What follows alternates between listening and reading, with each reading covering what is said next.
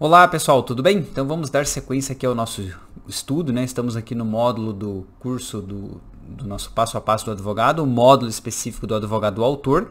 Então vamos ver o que nós temos para a aula de hoje. Bom, nós temos a aula número 5, que é o processo de conhecimento. Então o processo de conhecimento ele também é chamado de processo cognitivo ou cognição.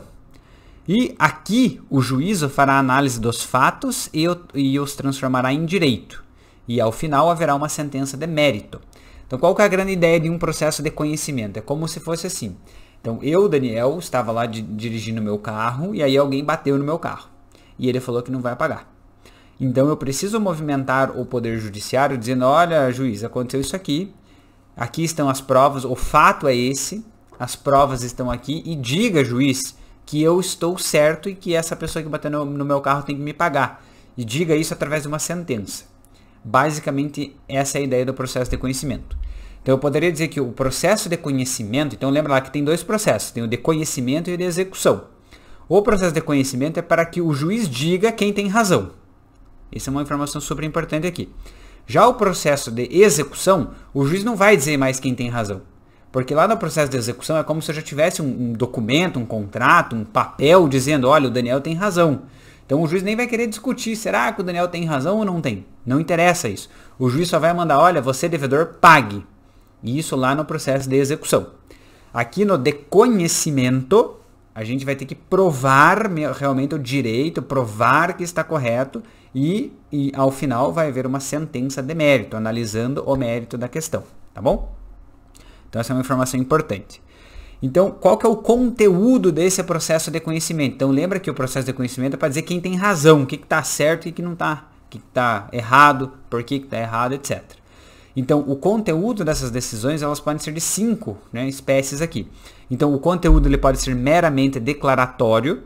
Então, toda vez que houver uma incerteza sobre a existência de uma relação jurídica ou não, pode ser esse conteúdo declaratório. Então vamos supor lá, investigação de paternidade, que é o exemplo dado aqui. Então vai ser levado até o juiz para que o juiz diga se é o pai ou não é. Se o juiz falar é o pai, o juiz vai declarar que é o pai. Se o juiz falar não é o pai, o juiz declara que não é o pai. Então veja que aqui é um processo de conhecimento. Vamos dizer assim, o juiz ele deverá ser convencido a respeito da existência ou não daquele direito. E se ele for, ele vai declarar que é o pai ou não. Ok? Outro conteúdo possível em um processo de conhecimento é que a sua sentença ela possa ser constitutiva. Então, o que é uma sentença, uma decisão constitutiva? Essa decisão constitutiva ela modifica a relação jurídica. Então, vou dar um exemplo aqui, uma ação de divórcio para alterar o estado civil. Então, vamos supor lá, então, o marido era casado com a esposa e tal, resolveram se divorciar. Quando houver a sentença do divórcio, essa sentença vai ser... a espécie dela, o conteúdo dela vai ser um conteúdo constitutivo, porque vai modificar uma relação jurídica. Antes eles eram casados, agora são divorciados. Okay? E existe também o conteúdo aqui condenatório. Então, a ideia é que quando há inadimplemento de obrigação sem título executivo. Então, pede ao juiz a condenação do réu devedor para cumprir a prestação que lhe cabe. Então, vamos supor assim que eu combinei com fulano que ele deveria fazer algo para mim. Mas foi um contrato verbal. Então eu não tenho um papel que diga, olha, combinei aqui, está escrito, o juiz manda ele fazer. Então eu tenho que mostrar para o juiz, comprovar para o juiz que eu fiz aquele negócio com o fulano de tal. Okay? E aí, a partir do momento que eu consiga comprovar, o juiz vai condenar aquele fulano de tal a fazer tal coisa. Então veja que o juiz ele pode declarar alguma coisa, ele pode constituir ou ele pode declarar. Então esse é um ponto importante. Além disso, o conteúdo das decisões ele pode ser mandamental. Então, o exemplo que eu coloquei aqui é requerer ao juiz que o réu tenha determinada conduta sob pena de determinadas sanções civis, então como multa. Então, quando há um mandado de segurança, a decisão, o conteúdo daquela decisão ele vai ser um conteúdo mandamental, porque vai mandar alguém fazer alguma coisa. E tem o conteúdo aqui executivo, então o exemplo fala sobre a produção de efeitos, opera-se pela efetivação da própria decisão. Então, por exemplo, existe uma ação de manutenção ou reintegração de posse, então não precisa executar essa sentença, porque uma vez que houve a sentença, não há mais possibilidade de recurso, por exemplo, essa essa sentença ela se executa, ela se auto-executa, né? Ela, então se executa por si só. O que é importante que vocês tenham em mente aqui? No mundo real, o juiz não vai colocar, por exemplo, essa é uma sentença declaratória, essa é uma sentença constitutiva ou condenatória, ou mandamental ou executivo. O importante é que vocês entendam que essas são as opções que existem, e é por isso que quando vocês ajuizam uma demanda, aparece lá o juiz, condena fulano de tal a pagar tanto a Beltrano. Então vamos falar num dano moral aqui. Então, condena fulano de tal a pagar 5 mil reais a título de dano moral. O que isso quer dizer? Que era um processo de conhecimento que houve a discussão de quem estava certo e quem estava errado, se a moral de fulano foi violada, foi ofendida ou não, e o juiz condenou a pagar. Então essa é a ideia. Ou vocês podem ver em uma sentença que o juiz diga assim, sei lá, constitua o divórcio. Então veja que o juiz não vai condenar o divórcio, ele vai constituir. Por quê? Porque antes era casado, agora não é mais. Então é só para que vocês percebam, tá, a terminologia utilizada. Por exemplo, o juiz declara que fulano de tal é pai de Beltraninho. Então, o conteúdo é um conteúdo declaratório. Então, é só para que vocês entendam que existem essas opções declaratórias, constitutivas, condenatórias, tá? Justamente para que fique bem claro quando vocês... Opa, vi isso aqui no processo, entendi o que isso quer dizer, tá bom? Muito bem.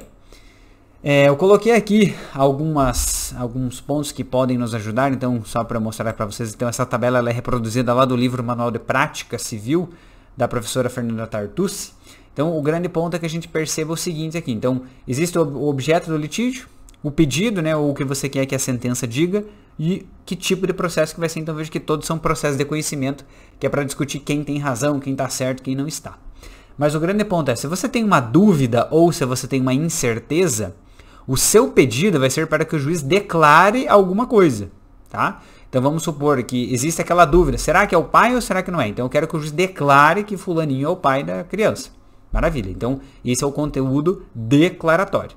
Então, toda vez que vocês tiverem dúvida, então lá, lembra que quando vocês vão fazer um pedido em uma petição inicial, vocês lá, posto isto, requer-se a vossa excelência que declare que fulano de tal é o pai da criança.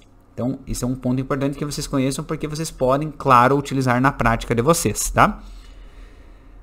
Toda vez que o objeto do litígio for uma modificação de uma situação jurídica, então, por exemplo, lá, era casado, agora não é mais, né? Ou existia união estável, mas ela não era formalizada, então eu quero que seja declarada, né? Eu quero que seja constituída essa união estável e depois que ela seja desconstituída. Então, o pedido que vocês farão é justamente da constituição. Então, vamos supor aqui, vou dar um exemplo. Então, Fernando, ele possuía uma união estável que não era formalizada documentalmente, então não havia uma escritura pública dizendo que ele vivia em união estável com Jéssica, por exemplo. Então, Fernando possuía uma união estável com Jéssica, mas não era formalizada em termos de escritura pública. E o que acontece? Eles decidem, quer saber? Não deu certo, não vamos mais ficar juntos. Mas eles tinham um carro que eles compraram juntos, enquanto estavam em união estável. E o que haverá necessidade aqui juridicamente falando? Então, para que seja possível, né? Então, como eles não estão em acordo, houve briga, como é que nós vamos dividir esse carro, etc. Então, haverá necessidade, tá, de ajuizar uma demanda para constituir em um primeiro momento a união estável, dizer que eles tiveram uma união estável e, uma vez constituída ainda no mesmo processo, para que seja desconstituída essa união estável. E aí, claro, possa ser partilhado esse veículo lá que eles compraram. Então perceba que se há essa modificação da situação jurídica, então antes eles eram solteiros, aí começaram a viver em união estável, mas não formalizaram isso documentalmente. E aí depois acabaram se separando, vamos assim dizer. Então, o grande ponto é que exista uma ação que constitua primeiro, diga, houve uma união estável e depois desconstitua. E, óbvio, o pedido e a sentença serão constitutivos, tá bom? E aí, quando o objeto do litígio ele for por falta de pagamento, então existiu uma obrigação e ela não foi cumprida, mas você não tem um documento, então é um inadimplemento de obrigação de dar, pagar, fazer ou não fazer, ausente título executivo em termos. Então, por que tem essa ressalva aqui, ausente título executivo em termos? Porque se você tiver um título executivo, um papel lá dizendo, por exemplo, um contrato, uma nota promissória, um cheque, alguma coisa que a lei atribua como um título executivo, você não vai discutir no processo de conhecimento, você vai executar. Então lembra lá, processo de conhecimento e execução. O de execução você não discute quem tem razão, você só executa. Ó, juiz, faça ele me entregar aqui. Não vamos discutir quem está certo e quem está errado, porque já tem um papel falando que eu estou certo, por exemplo. Então aqui nós estamos falando especificamente se não há esse título. Então se há uma falta de pagamento, para uma obrigação de dar, de pagar, de fazer, não fazer, e não tem um papel, um documento dizendo, então o pedido, ele pode ser um pedido condenatório, então o juiz vai ter que condenar aquela pessoa a pagar. Então esse é um grande ponto. Então imagina lá, eu, Daniel, contratei uma empresa para que essa empresa fizesse uma casa para mim. Só que eu contratei, assim, de boca. Não, a gente combinei lá com o pessoal que ia fazer a casa, mas eu não tenho um contrato assinado com 2 testemunhas, etc. Então eu só combinei, o fulano, faz minha casa lá, vamos pagar tanto, etc. Comecei a pagar os valores combinados, adiantando. Fui adiantando o pagamento, mas o cara ainda não começou a fazer a casa. Mas, pô, esse cara não vai fazer essa casa mesmo. Então, quer saber? Vou pedir para que ele me devolva o dinheiro. Só que como eu não tenho um papel dizendo, combinado, o que ia ser feito, eu não posso executar isso aqui diretamente lá no processo de execução. Vou ter que levar até o judiciário para discutir e convencer o juiz, mostrar para o juiz que eu tinha esse contrato verbal e que ele foi descumprido. E aí, uma vez que eu comprove que eu tinha esse contrato verbal, que eu paguei algumas parcelas e ele foi descumprido, que o juiz condene essa pessoa a me devolver o valor. Então, lá nos meus pedidos eu vou falar assim, posto isso, requer-se a Vossa Excelência a condenação do réu para devolver o valor adiantado. Então, esse é o grande ponto para a gente perceber que, por mais que eu tivesse um contrato verbal, como eu não consigo por meio de documento aqui, né, que seria um título executivo, comprovar, eu tenho que me valer do processo de conhecimento. Outro pedido que pode ser feito é o pedido mandamental. Então, quando você tem um mandado de segurança, né, então relacionado a... Vamos dar um exemplo aqui. Então, imagina lá, o Estado do Paraná, ele está cobrando tributos de uma empresa. Só que esses tributos são indevidos. Então, e eles acabam violando a própria Constituição e a própria lei. Então, o que acontece? É possível que você impetre um mandado de segurança, e nesse mandado de segurança o seu pedido vai ser, juiz, mande o Estado parar de me cobrar. Veja que o juiz não vai declarar nada no primeiro momento, não vai constituir nada, não vai condenar o Estado a nada. Só vai mandar ele parar de cobrar você. Então, a partir do momento que ele mandar, é um pedido e a sentença vai ser mandamental. O conteúdo dela é mandamental. E também nós temos aqui o pedido, né, que a sentença pode ser executiva, como a gente viu ali relacionado aqui no slide anterior, que possuía essa relação aqui com a manutenção e reintegração de posse. Uma vez havendo a sentença dizendo, olha, fulano, você vai manter a sua posse, né? Então, a partir do momento que a sentença diz você vai manter a sua posse, você já está mantendo ela, você não vai executar aquilo porque já está acontecendo. Então, só para perceber que o pedido vai ser executivo só para executar. Então, a própria sentença se auto-executa. Muito bem, então feitas essas observações aqui, ainda temos mais algumas ideias com relação aos procedimentos, tá? Então lembra lá que existe o processo é para que se busque atingir um determinado fim, que é resolver a vida do jurisdicionado. E como que esse processo se desenvolve? Como que é o passo a passo do processo? É por meio do procedimento. E os procedimentos eles podem ser especiais, ou eles podem ser, né, ou ele pode ser comum. Então o que é um procedimento especial? Então, há uma lei esparsa ou o próprio CPC, ele trata como um procedimento especial. Então, o que acontece? Se vocês pegam lá o JEC, né, que é o Juizado Especial Cível, ele tem um procedimento lá que é especial. Ele não é... A forma como o processo vai acontecer é diferente de como o CPC regula. Então, esse é um ponto importante. A lei de locação, ela também traz um procedimento que é especial. Então, tudo que não é comum é especial. Então, a lei de locação, ela prevê a questão da petição inicial, a tutela de urgência, ela acaba sendo um pouquinho diferente do que o CPC ensina. Então, porque ela tem um procedimento próprio, esse procedimento é especial, tá? A lei de alimentos, por exemplo, então ela não segue o procedimento lá do CPC. A petição inicial, vamos marcar uma audiência conciliatória, se não sair, aí apresenta a contestação. Na ação de alimentos é assim, ó. A partir do momento que há o ajuizamento da ação, o juiz já manda pagar os alimentos provisórios, o juiz já marca a audiência que vai ser de conciliação e instrução, tudo no mesmo dia. Então, por isso que é um procedimento diferente. O procedimento comum, primeiro vai tentar uma conciliação, se não sair essa conciliação, aí apresenta a contestação, depois é que vai ter audiência. Então, a forma como esses atos acontecem é diferente. Então, por isso que existe o procedimento especial e o procedimento comum, tá? Dentro do próprio CPC, então, lá do artigo, acho que é 500, eu sei que é 500 e alguma coisa para frente. Lá nós temos os procedimentos especiais, agora eu não me lembro exatamente qual é o número específico do artigo. Mas, por exemplo, lá existe a ação de exigir contas. Então, a ação de exigir contas, ela está prevista lá num capítulo próprio no CPC. E ela tem um procedimento diferente. Então, ela não segue o procedimento comum lá do CPC. Ela está dentro do CPC, mas ela tem um procedimento especial. Ela não segue o passo a passo de um processo comum. Tá? Então, só para a gente entender esse ponto aqui. Então, de um procedimento comum, perdão. Então, o conceito de procedimento é a sequência de atos, é a forma pela qual o processo se desenvolve. Então, o que não for especial é comum. Então, esse é o grande ponto aqui para a gente ter em mente. Então, eu coloquei aqui uma construçãozinha só para que isso ficasse mais didático, né? Então, lembra que o processo de conhecimento é aquele em que a gente vai discutir quem tem razão, quem está certo e quem não está. Juiz, diga quem está certo e quem está errado. E aí, lembrando que esse processo, para o juiz dizer quem está certo e quem está errado, ele pode ser de uma maneira comum, de um procedimento comum, ou essa forma que o juiz diga quem está certo e quem está errado pode ser de um procedimento especial, tá? Então, eu vou dar um exemplo para vocês, como eu falei, dos alimentos, tá? Então, presta atenção. Então, o pai, ele tem que pagar alimentos para o filho nesse exemplo aqui. Só que ele não vem pagando. Só que não tem nenhum processo mandando ele pagar. Então, o que a mãe faz? Ela vai até um advogado e diz, olha, advogado, olha, doutor, olha, doutora.